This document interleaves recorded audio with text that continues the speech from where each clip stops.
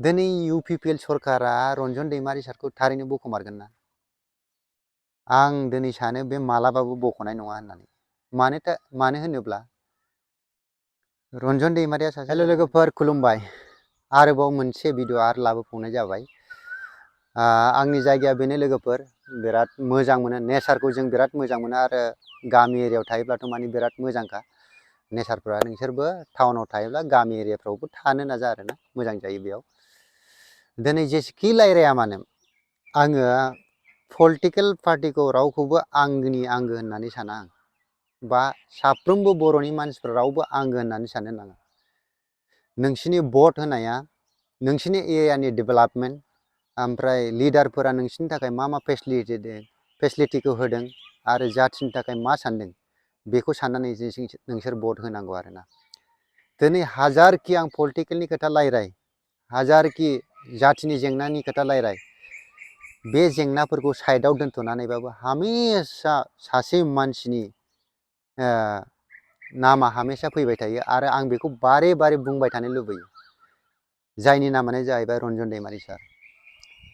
दिनै जाय एग्रिमेन्टजों जोंनि बर' हारिफ्रा गोबां रंजाखांनाय बम फाटाखौ गावफ्रुनानै लाबोदोंमोन, दिनै गावफ्रुनानै लाबोसेयाव जाय बिथांमोननि थाखायसो पिस, दिनै सरकाराबो सानदोंमोन NDA-फोर थानाय समाव जोंनि जायगायाव हालामाव बा बड'लेण्ड एरियायाव पिस गैया, सान्थि गैया होननानै, नाथाय बिसोरखौ लानानैसो जायबायदि एग्रिमेन्ट जादोंमोन, दा बे एग्रिमेन्टखौ लाग्रा मानसिखौ दिनैसिम रिलिज खालामनो हायाखैब्ला जोंनाव बे पिसनि जाय ओंथि बे मा गोग्लैयो बेखौ बयबो मानसिफ्रा दिनै आम पाब्लिकफ्रा, चाहे UPPL, चाहे BPF, चाहे कंग्रेस पार्टियावनो जायखि थाङाखै मानो, बे साननो गोनां बाथ्रा आरोना।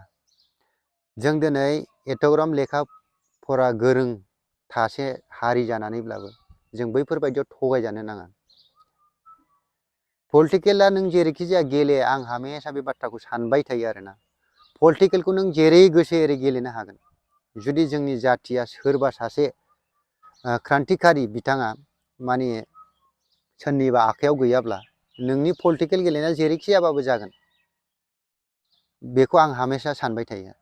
नाथाय आम पाब्लिकफ्रा दिनै जेसेबांखि मिथिं दावथिं जादों, साहे प्रेस मिट लायो, मिथिं दावथिङाव निउस मिडियाफ्रा थांनानै सोंहैयो, मालाबाबो रन्जन दैमारि बख'नायनि सायाव सोरबा सासे लिडारनि सायाव सोङा मालाबाबो।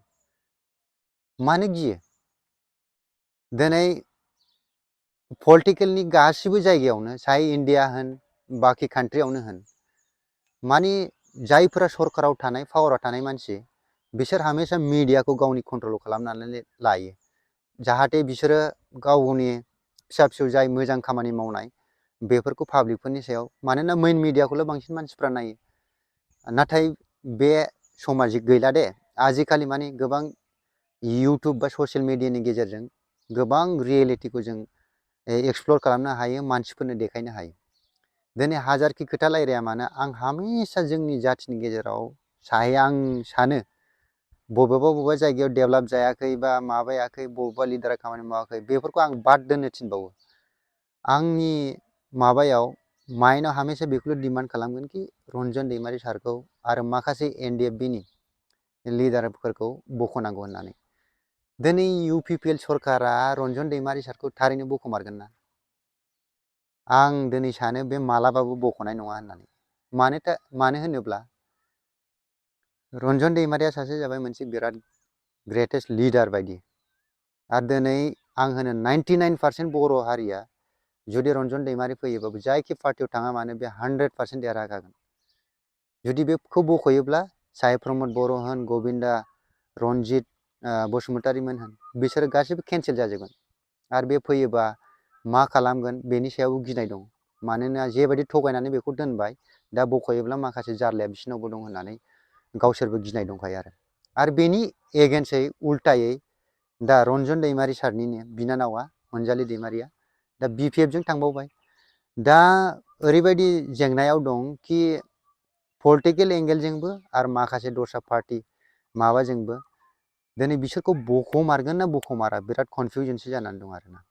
आरो जुदि BPFआ देरहायो, फैबाय थानाय समाव जुदि BPFआ देरहायो, अब्ला बे केसखौ माने एग्रिमेन्टआथ' BPF जों जायाखै, UPPL जोंसो जादों। दा बै समाव बिसोर जुदि बेखौ बख'नांगौबा आरो बेसेबां प्रसेसनि गेजेरजों थांबावनांगोन, आदालत कर्ट कासारियाव थांबावनांगोन, बेफोरखौ आरो सानोब्ला गोबाव बोसोर दंबावो होननानै आं सानो आरोना। दा दिनै ओंखायनो जों गाव गावनि बेनिफिटखौ सानालासेनो हारिनि सासे क्रान्तिकारि जाय मानसिया जोंनि बर' हारिखौ गोबां गोजौआव लांनो थाखाय खामानि मावदों, दिनै बेखौ थुसोनानै बबेबा फिसा रुमाव दोनबाय थानाया जोंनि थाखाय बेसेबां माने दुखुनांथाव बाथ्रा आरोना। दा बेफोरखौ सानोब्ला जोंनि जाय दा सरकाराव थानाय होन आरो जाय मानसिफोरा जोंनि माबाखौ सोलिगासिनो दङ आयेनफोरखौ, बिसोरखौ नायोब्ला माने ओरैबायदि दुखुनांथावनो जोंनि हारिया जों गावजों गाव साहे गोजौ लेभेलावनो होन बा गाहाय लेभेलावनो होन हामेशा सोरनिबा देरनाय सोरनिबा मोजां माबाखौ जों दिनैसिम नायनो हालायलाया। मानो थाखाय? हामेशा जों साननांगौसो सोरबा मानसिया डेभेलप जादोंबा, सोरबा जोंनि जाथिनि मानसिया खैफोदाव गोग्लैदोंबा जों जयै इउनिटि जानानै बेखौ सल्भ खालामनांगौ बा लाबोनो नाजानांगौ, बिदिखौसो खालामनांगौ। जोंना मा दिनैबो सोरबा सासे मानसिया देरलांगोन आरो सोरबा मानसिया बबेहायनिफ्रायबा मोजां खामानि मावनानै नाम जागोन, बेफोरखौ हामेशा नामखौ बोख्लायबाय थानो बा बेखौ गाज्रि खालामनो, बेखौ गावनि लेभेलाव लाबोनो बेबायदि सानो। दा बिदि साननायफोरखौ जेब्लासिमनाखि जोंनि जाथियाव जों गावनि माइन्डनिफ्राय बोखारनाय नङाना, अब्लासिम डेभेलप जानाय नङा। जुदि सोरबा मानसिया डेभेलप जादोंबा बेनि आइडिया, बेनि माइन्ड, बेनि खामानिखौसो जों सोलोंनांगौ। नाथाय जों मा हामेशा सोरनिबा सासे खाथियाव थांनाय सोरखौबा बुंसोलायनाय, बेबायदिनो माने गाज्रि गाज्रि बुंसोलायनाय होबाय थालायलायो। बांद्राय बुंला लोगोफोर, जुदि भिडिअखौ मोजां मोनो आरो जों थारैनो रन्जन दैमारि सारखौ बख'जानो लुबैयो, अब्ला बयबो जेसेबांखि ससियेल मिडिया इनफ्लुयेन्सार दङ, गासिबो गाव गावनि मोनसे राय लानानै भिडिअ बानाय आरो ससियेल मिडियाआव हगारनानै हो। मानोना जोंनो नांगौ रन्जन दैमारि सारखौ सानसेब्लाबो BTC बा बड'लेण्डखौ सालायथारनो थाखाय जोंनो बेखौ खाबु होनांगौ आरोना।